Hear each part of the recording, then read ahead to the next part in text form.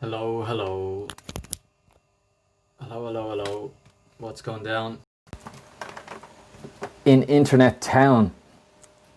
That's wonky. I hope all of you are well.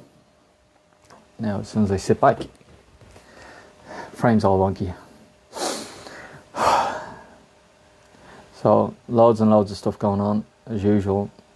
My guts are vibrating like crazy, and I'm doing my best to allow all of this. How's it going, Michelle? Pardon me. To allow all of this within my body.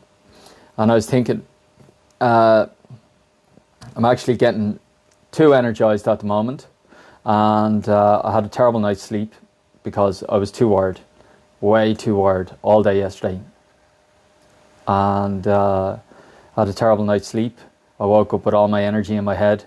I'm just back from a run to try and clear out stuff, and it was actually so much I didn't actually clear it in a 4K, just shy of a 4K run. So I have a little bit more running to do, and what's not really talked about a lot in personal development or yoga or whatever is that there's kind of two aspects to things. There's push and pull, but there's not duality. They're all part of the same thing. So I had to push this morning to be able to relax and do this, and they're part and parcel. They're hand in hand. Like it is part of the same thing. So when we don't exercise, we have no experience of what that state is like, and I really dislike the use of word state because it creates this externalized concept. But how we feel. So we feel energized, but we also feel clear. Then there's also the breathing and the meditation side. So both, as far as I'm concerned, are meditative, but they operate in different ways. One's high energy, one's low energy. But both of them add to this cycle, the yin and the yang and all that jazz. So we need both, and I do both on a daily basis to give me, most days, I go for walks a lot, to move myself and move my body. But what happens with a lot of techniques, yoga, breath work, all these sorts of things, they're all trying to move energy. And in trying to move that energy, we're actually criticizing ourselves. We're saying that shouldn't be there. And oftentimes it's just us at a younger age, these feelings that are going on in our bodies. And we're trying to get through them and trying to get past them and trying to ignore them. But they're actually us. And in embracing all of the feelings and all of the stuff in our bodies, we can then start integrating our energy fully and becoming more whole as a person, rather than just having to constantly churn through energy, churn through energy, because it may be the exact same thing. So to give you a concept within this, and I'll get to all the success stuff, this is the preset. So when we call something fear, I have a fear, where is that thing? Because the way we use our language is have a, so it's a material thing in our concepts, in how we process things. So I have a fear of spiders. So if we park that concept altogether, and we start seeing that there's some feeling going on in us that's saying spiders are dangerous, it's got a very different vibration. So it goes from something doing something to us having being afraid, essentially. And this is super nuanced. So when I say I have a fear, it becomes a thing. When I say I am afraid, there's ownership. So in that ownership, we automatically feel more in charge. We automatically feel more empowered. So in saying I'm afraid, it's still reactive. So what's the truth? The truth is I think spiders are dangerous. And as soon as we say that, now we're clear on what's actually going on. And in that clarity of what's actually going on, we can then have a conversation with ourselves. Well, I live in Ireland. Are spiders dangerous? No. End of story. Well, live in London now. Are spiders dangerous? No. But do I live in Australia or New Zealand? Are spiders dangerous there? Yes. Different story, but you can see the levels of awareness. And when we have these externalized things like fear or success, we then either strive to them or run away from them. Yet it's not owning our space within ourselves. So when we start seeing and being able to feel these concepts, you'll be able to feel whether they're expansive or contracted. So if I say I'm striving for success, how does that feel? Does it feel now? Does it feel present? Does it feel expanded? Or does it feel off in the future and disempowered? What am I actually saying when I say I want to be a success? What's that feeling? What's going on now? What am I trying to get away from? So if I'm striving to be a success, it means I am not that. And all of this comes from feeling and being able to be in your body, and being able to feel, am I being pulled? Is that painful? Am I resistant to that pull? All of these sensations going on in our bodies, giving us masses and masses of feedback about what's going on in our lives. So we all know the story of somebody who made millions of dollars trying to be a success and actually felt like a failure still because he was trying to get away from himself. Or she.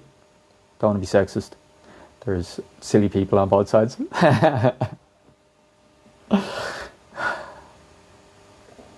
So feeling is everything that we need to navigate what's going on in our lives. Not mindset, not thoughts. You can think about things ad nauseum. So as you feel empowered or disempowered towards or away, you can start feeling what's empowering and disempowering for you as you talk to yourself, as you talk with the world and operate within the world. So striving for success guarantees failure because you're caught within trying not to be a failure. And that's super difficult for people to see because they're trying to think about it rather than feel it. How does that feel in your body?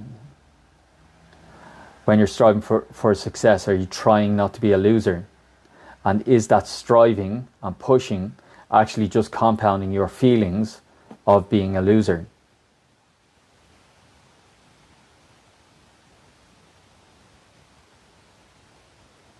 And where are you actually trying to get to? So it's by listening to the feelings around success. Does that empower me or disempower me? We can actually have a conversation with ourselves and step back into ourselves and go, what the fuck is success? How's it going, man? What is success? What is success? Guarantee you every person in the room will have a different answer of what success is. For me, it's emotional and financial freedom. For somebody else, it's loads of money. For somebody else, it's status, whatever. It's this nebulous concept that actually ends up disempowering people because they're trying to be something that they're not. However, truly successful people, Richard Branson, Warren Buffett, Bill Gates, Bill Gates has just achieved a lot. I'm trying to think, Steve Jobs. Bill Gates doesn't have the best reputation at the moment. Steve Jobs, all these people strive to create something. They didn't strive for success. Success happened because they were creating something. So all these books on success, all these books on fear, just propagate the concepts and just propagate people disempowering themselves.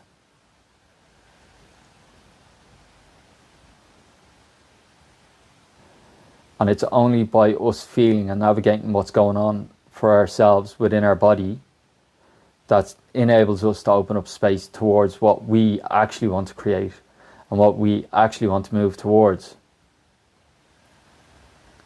And that comes from being present in yourself with none of the bullshit woo-woo stuff. Being able to sit down and ask yourself the question, do I like this? Do I like that? Don't I like this or don't I like that? And why? And being able to sit with that. And it's all super simple, but it takes lots and lots of practice, because we've all spent 20, 30, 40, 50 years trying to think about something and trying to solve something in our head. And you can think ad nauseum and go around in circles ad nauseum. So a lot of people, even though I have the hashtag, are striving for abundance, a month abundance. It's off in the future, myself included. It's off in the future, abundance, this thing. However, what do you want to create that is going to reciprocate to you? What's going to be fun? What's going to be energizing? What's going to change the world? What are you going to be energized? And as you feel energized, you automatically feel abundant. And then other people reflect that to you. As they say, enthusiasm is infectious. And the more enthusiastic you are about what you're doing, it's like gravity. People just start falling in line with that, because they want to go along for the dance. They want to go along for the party. And it's an upwelling of energy. And it's a flow of energy. And the more you're able to stay in that flow of energy, which is yourself, and it's how you operate in the world, the more you create that abundance for yourself, and it's a byproduct. So in this case, a lot of the law of attraction stuff, or The Secret and stuff like that, actually works against itself in how it's set up in the books. And they are right in what they're saying, it's just not the most effective. Wanting is generally from a place of lack. So what you want to create is a different story, it's an upwelling. But like wanting something in the future, striving for something in the future, is not now.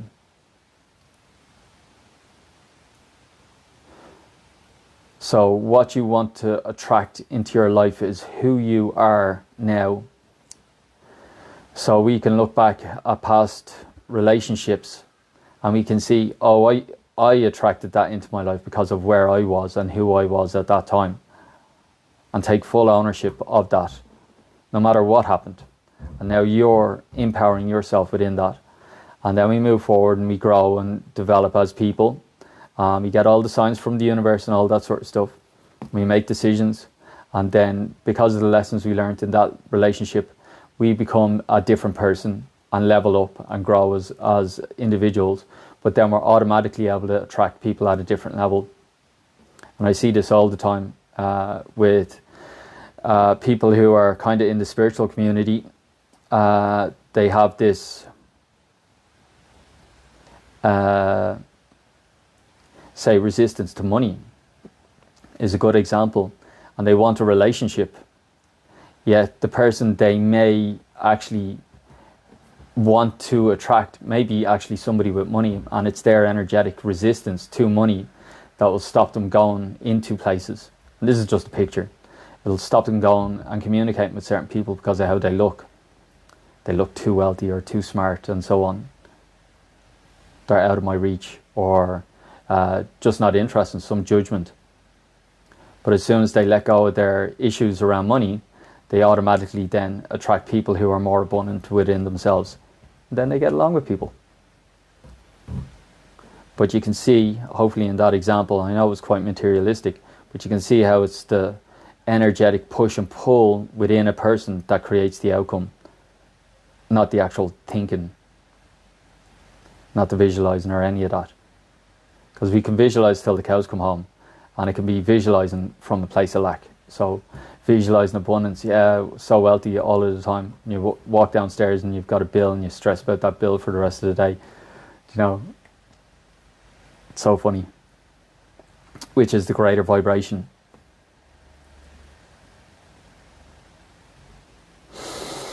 So just feel into yourself, feel into your feet. Feel into your bum in the seat, feel into your guts, feel into your body.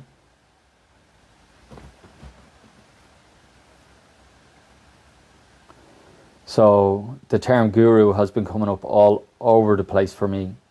There's only one guru, and that's yourself. There will never be another guru. There may be people who teach you stuff you don't know, fine, 100%, but there'll never be a guru. You are your own guru. I feel that responsibility, but also power in that statement. And the more I pay attention to that word power, not striving for it, but the actual innate beingness of that, the more I can see that truly powerful people empower other people. And again, it's a upwelling. It's disempowered people disempower people. And they may be in power, they may have a lot of money or whatever, but it'll be driven from a place of lack. It'll be driven from a place of pain. But truly powerful people want to contribute. And some of you out there, as I'm talking about this, because I can feel it changing, if you feel into and around your body, how's it going, Tanya? If you feel into and around your body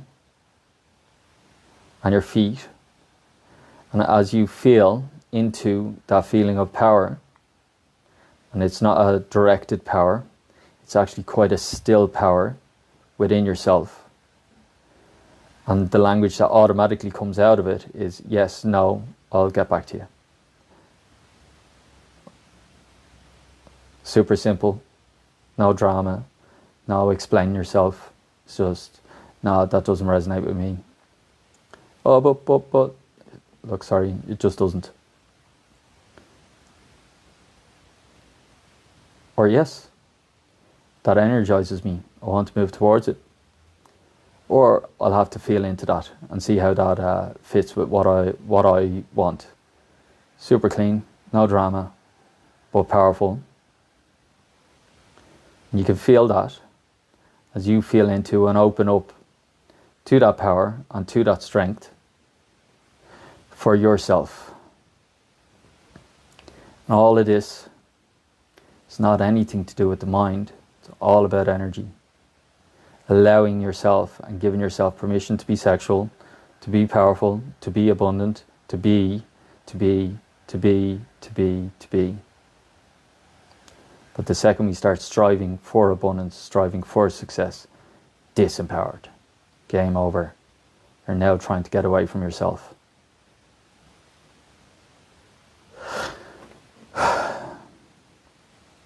So the question I ask all the time is, do you give yourself permission to be powerful now? And now, and now, and now. What change do you want in your life? And is that coming from a place of power?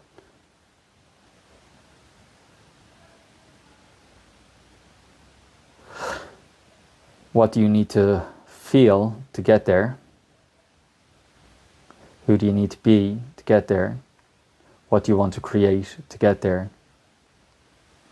And it's from here to there, it's a direction, versus when I get there, I'll be. And it's a super nuanced thing. And I do it myself, and I catch myself all of the time. How's it going, Jonathan? So again, just feel into your feet and into your knees, and open up that space around you and allow yourself to be powerful. You can see there's no rah-rah language, no pumped up anything, but you can feel as you open up to that space that you're allowing yourself to be yourself with your eyes open, with your body open, and just sitting on your chair or in your bed or whatever's going on.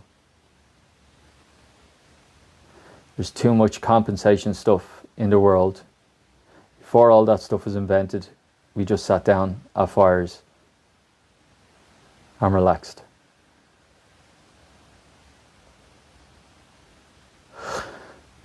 So how many times a day can you give yourself this feeling of power, this feeling of integration is the word I was looking for.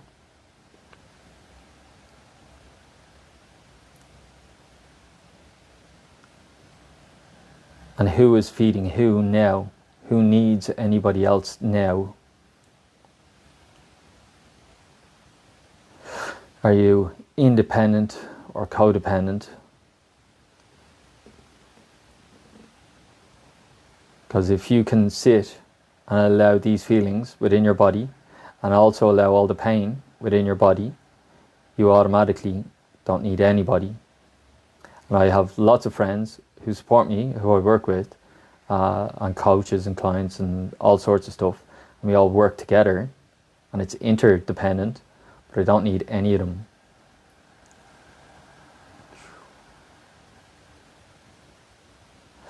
So the question is, do you want to be truly powerful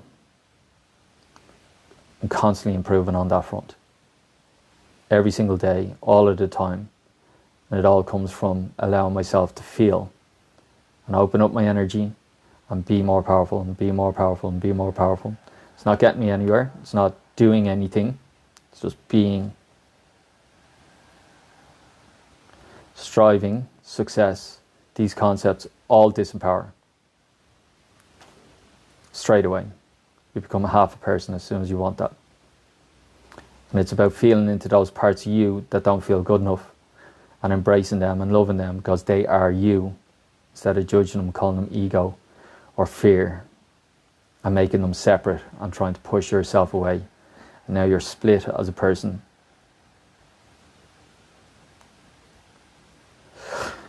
I am me, I am change, I am powerful, and I allow myself to have a fucking epic life.